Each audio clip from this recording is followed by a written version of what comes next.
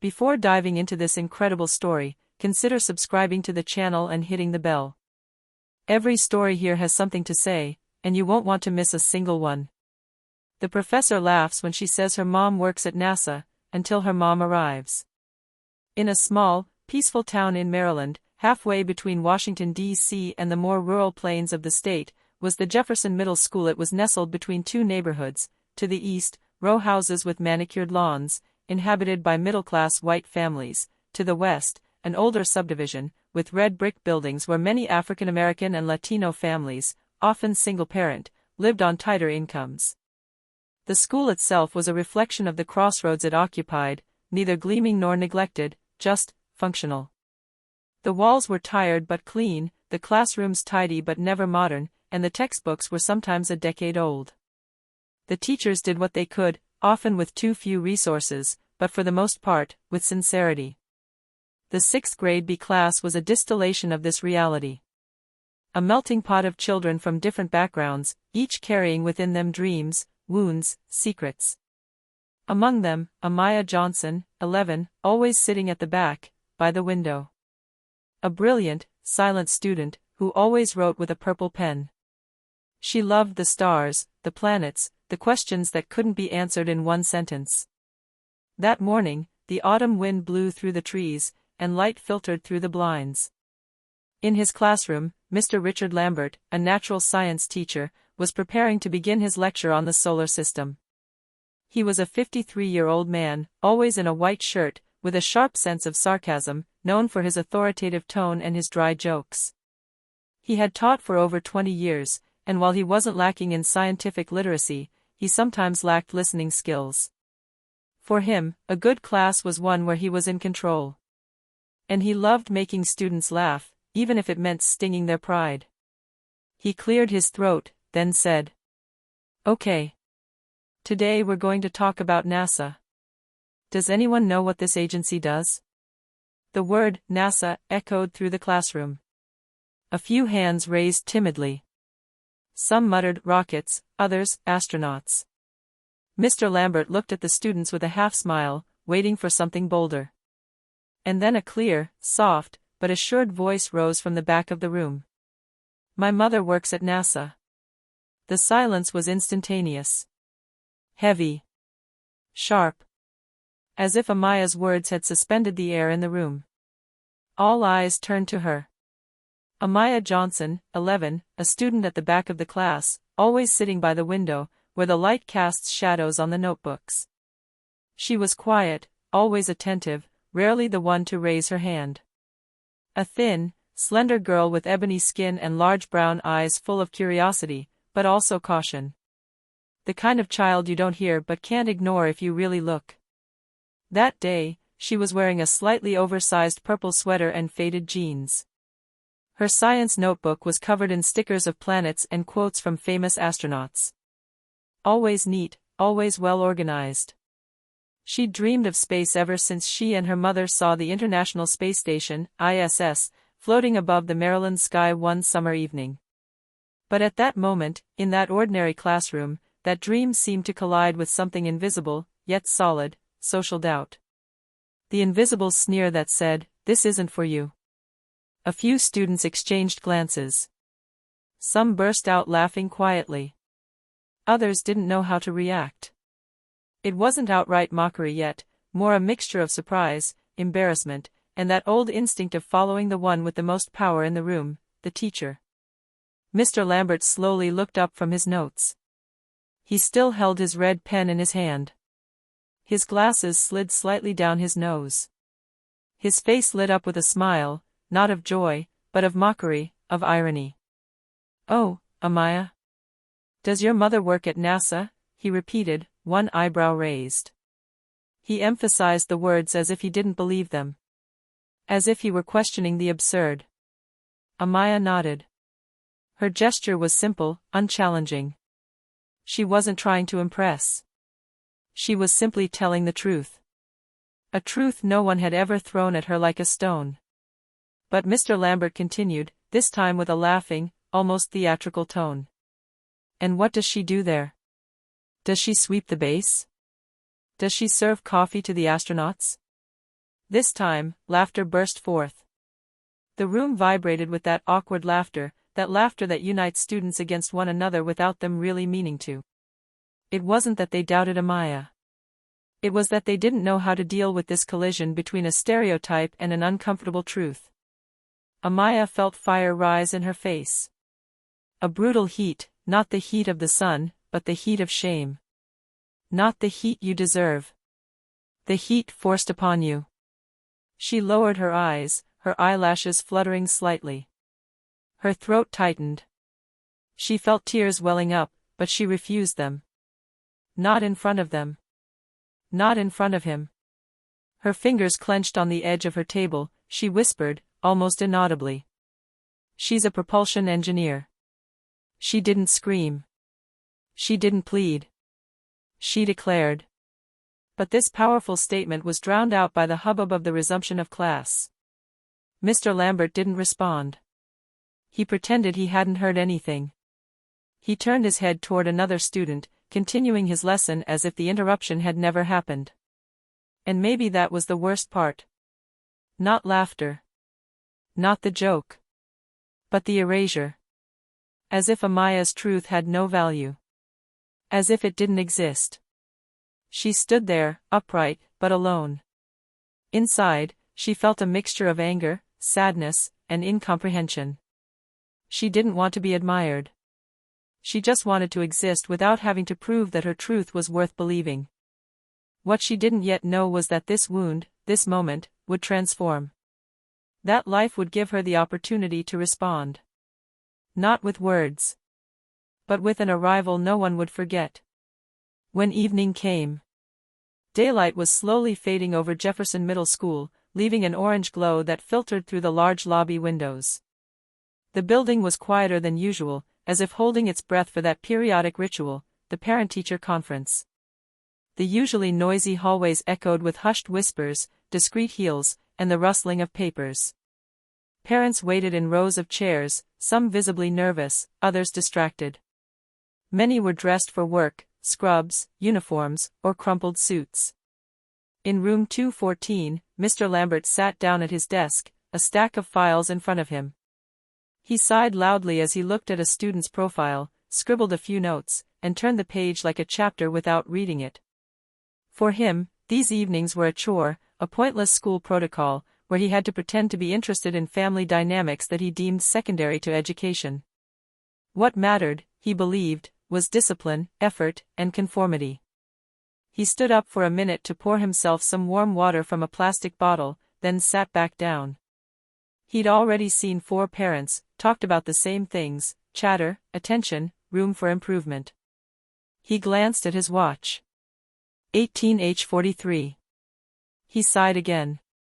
He thought about that time of day when he could finally go home, eat something, and forget about this day, and maybe even that strange remark from this morning, that student, Amaya Johnson, who had dared to say that her mother worked at NASA. And then someone knocked at the door. Not a nervous strike. A clear strike. Calm. Controlled. The handle turned gently, and the door opened. A woman entered.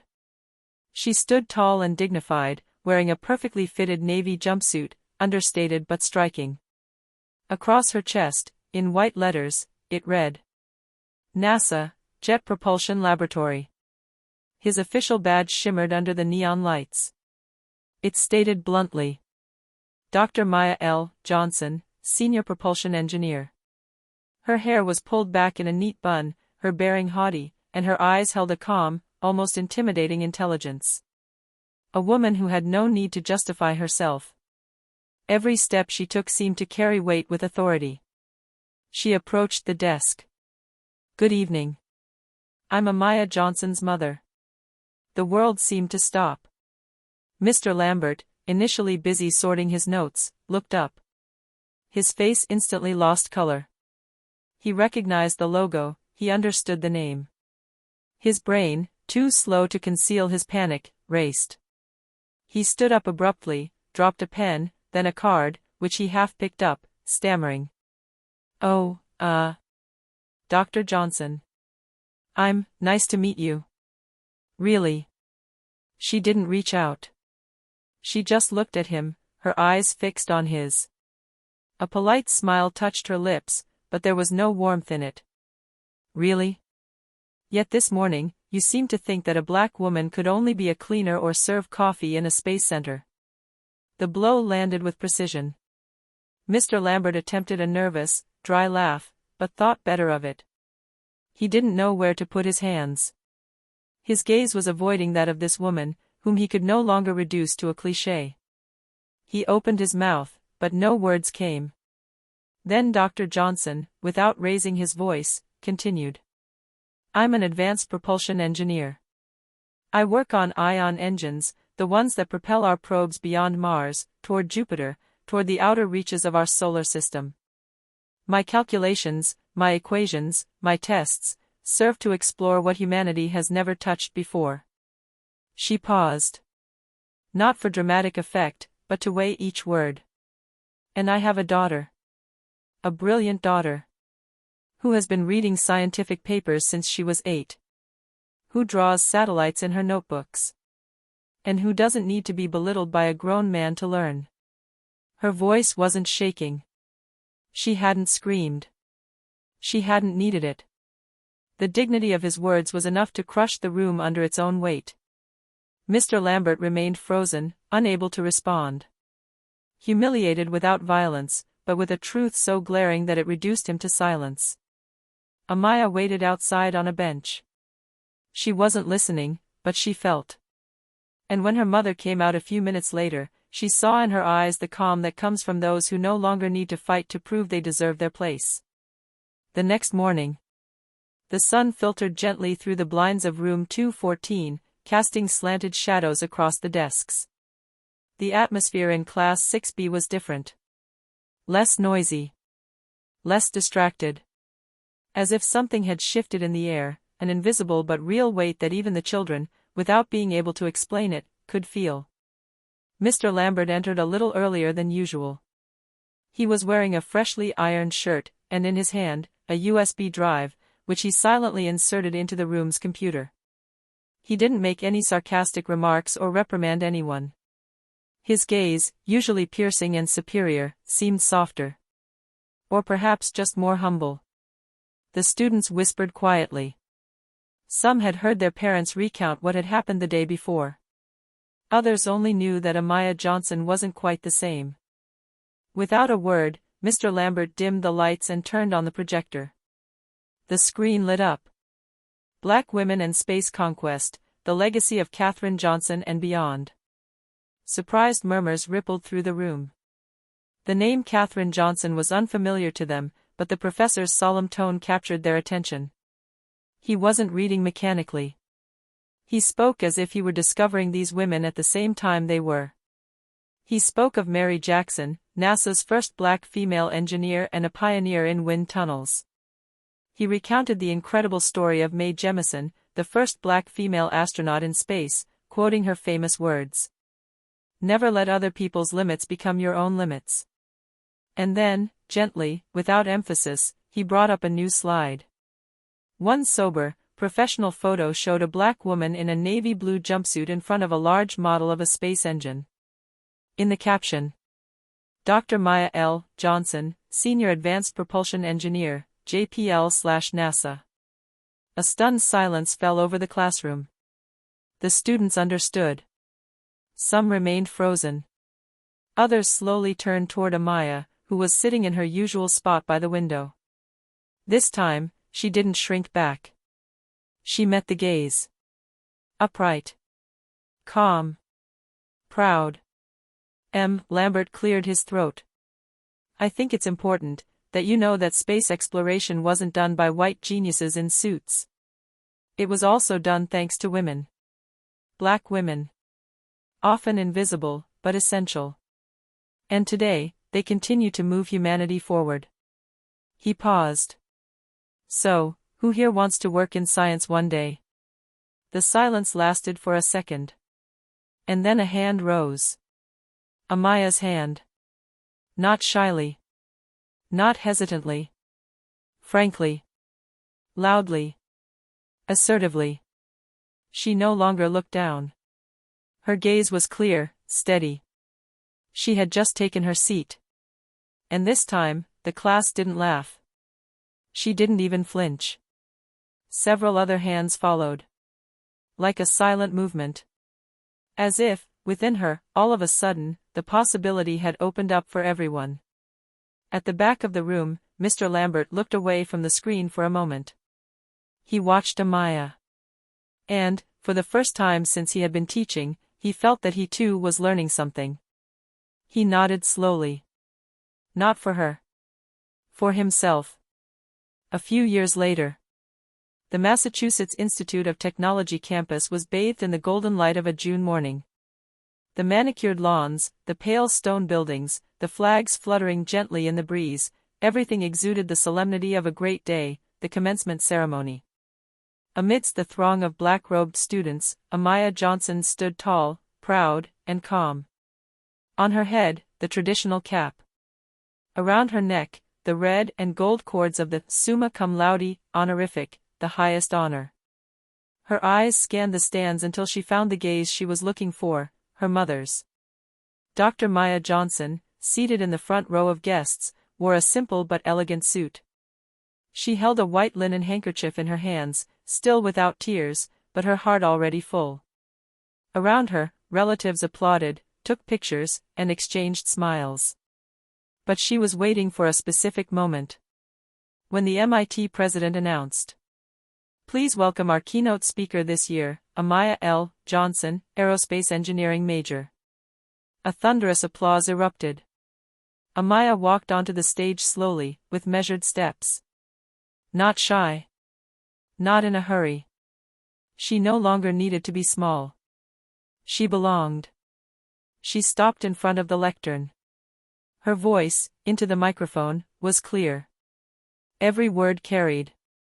"Years ago, in a middle school classroom, I mentioned that my mother worked at NASA. And someone laughed. A murmur ran through the audience. That day, I understood that the world sometimes doubts those who don't fit into boxes.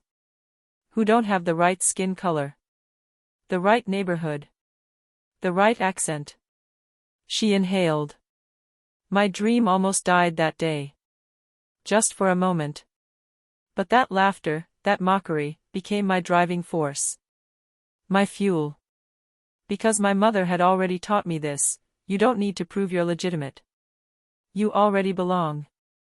She paused. Then she turned her head briefly toward her mother. Their eyes met. And in Dr. Johnson's eyes, a tear finally fell. Not a tear of sadness. Or even of relief. A tear of pure pride. Not for the degree. Not for the accolades. But because his daughter had found her voice. And she had done it while remaining herself. When the ceremony ended, Amaya stepped off the stage. Her mother approached. They didn't say anything at first. They embraced. And in that embrace, there was a whole story. A daughter. A mother. A wounded dream. And a huge victory.